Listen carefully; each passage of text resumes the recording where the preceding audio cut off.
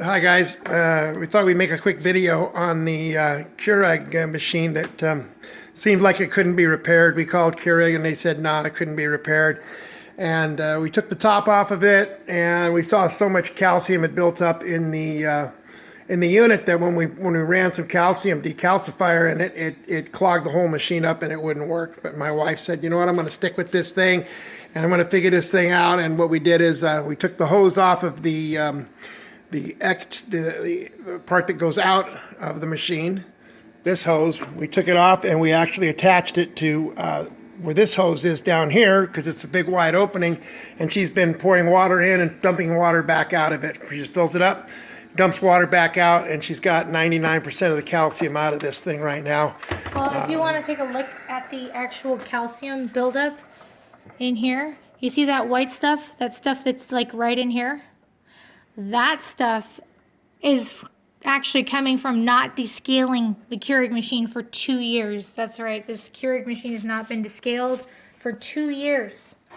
And the whole thing is we tried to descale it because it was running really slowly and it wasn't working. In fact, it plugged up the whole process because of the fact that it descaled so much that it clogged everything up.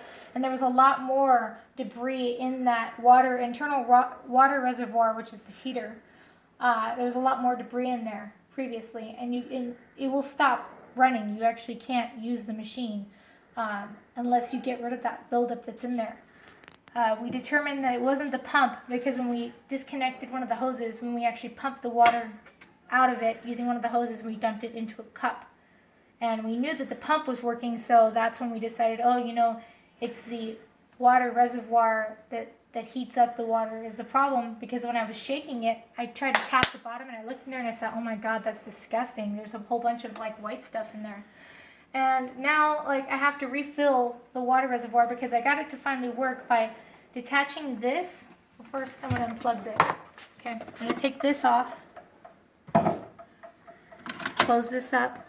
Now this hose can be utilized to manually empty out this internal reservoir. So I'm going to detach this hose. Let me get a paper towel over here, or a towel. Where did my towel go? It's right here. So I'm going to detach this hose, like so.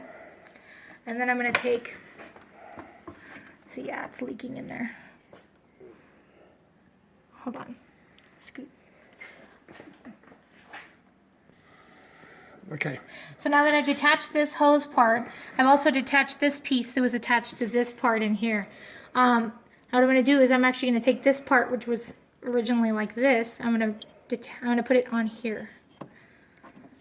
Because I'm going to manually shake up that internal reservoir, and this white stuff here is going to come out. So I'm going to hold on to this. I'm going to kind of shake this up, and you see my measuring cup down there? It's going to pour into there. I already got some of it out already, but I'm going to keep doing this. So you're going to see what I'm talking about. So you can see there's white coming out of it. That is more than you will ever get out of doing it by just dumping it, like running water through the system.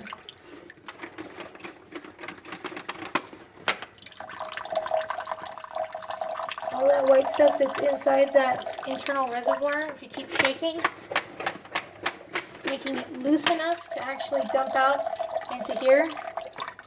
You just remember to just keep shaking the unit, like so. Look, keep shaking the unit, like that, and then dump.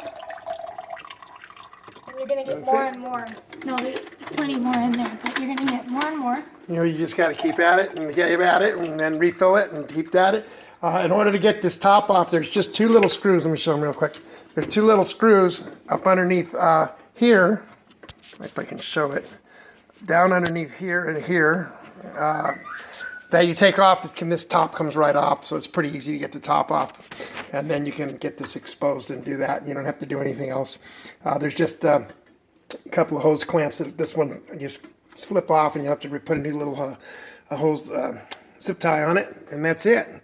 The other one has a little hard ring on it that slips back over it, and that's it. It's pretty easy to get it apart and do it. So Anyway, that's it. If you want to save yourself some money and not buy a new machine and repair it when you think it's dead, if you call Keurig, they're going to tell you just to go ahead and try poking a paper clip through the poker down here where it pokes the holes in the cups. And that you can do too. You can actually do that. We did that, but that wasn't where it was clogged. It was clogged in the actual heating element that heats the water. So that's it, and good luck.